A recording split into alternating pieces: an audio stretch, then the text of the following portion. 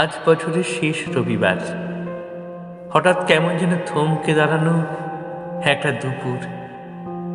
বাইরের নরম রোদের চোখে চোখ রাখলে মনে পড়ে এবছর কত কিছু হারিয়েছি।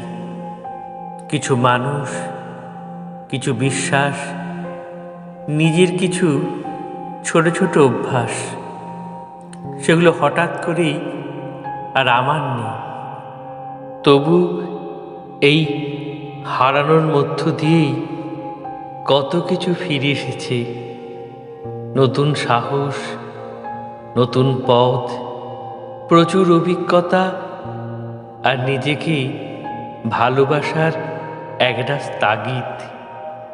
আজ এই শেষ রবিবারটা একটু কষ্ট দিচ্ছে ঠিকই, তবে অনেকটা আশার আলোও দিচ্ছে। কারণ জানি যা গেছে তা স্মৃতি হয়ে থাকবে।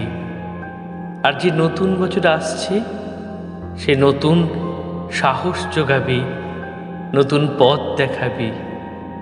কিছু মান অভিমান সহ ধন্যবাদ জানাই 2025।